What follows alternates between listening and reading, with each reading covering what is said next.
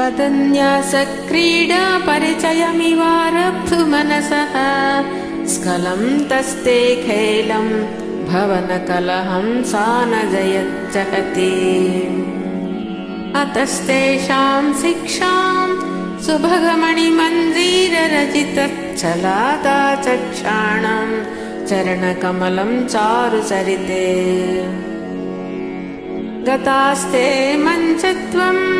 द्रुहिणहरिरुद्रेश्वरभृतः शिव स्वच्छच्छाया घटितकपटप्रच्छदपटः त्वदीयानां भासां प्रतिफलनरागारुणतया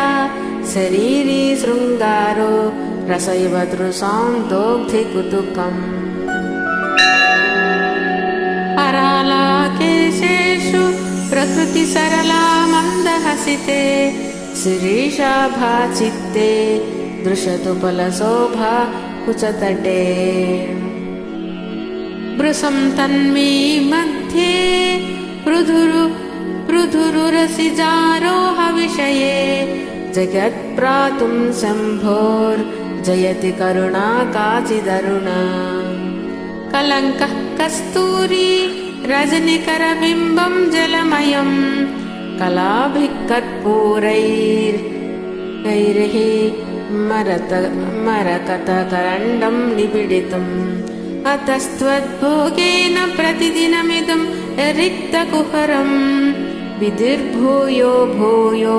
निबिडयति नूनं तव कृते पुराराते रम्तः पुरमसि ततस्त्वच्चरणयोः सपर्या मर्यादा तरलकरणानामसुलभा तथा ह्येते नीताः शतमखमुखा सिद्धिमतुलां तव द्वारोपान्तस्थितिभिर्निमाद्याभिरमराः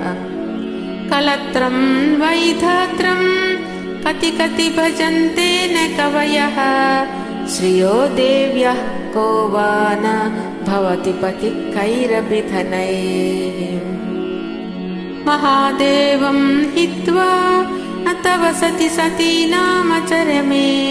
कुचाभ्यामासङ्गः कुरवकतरोरप्यसुलभः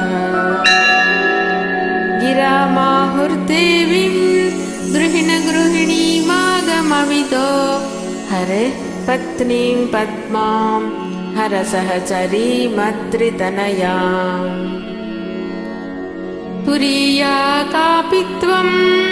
दुरधिगमनि सीममहिमा महामाया विश्वं भ्रमयसि परब्रह्ममहिषी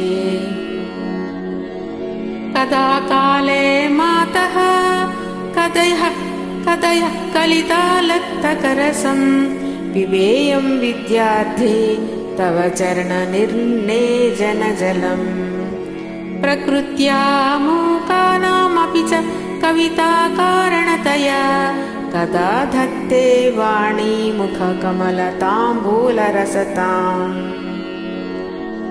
सरस्वत्या लक्ष्म्या विधिहरिसपत्नो विहरते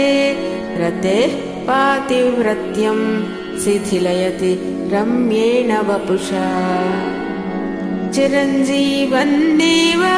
क्षपितपशुपाशव्यतिकरः परानन्दाभिख्यं रसयति रसं त्वद्भजनवान् प्रदीपज्वालाभिर्दिवसकरनीराजन विधिः सुधासूतेश्चन्द्रो बलजलल वैरघ्यरचना स्वकीयैरम्बोभिः सलिलनिधिसाहित्यकरणं त्वदीयाभिर्वाग्भिः तव जननि वाचां स्तुतिरियम्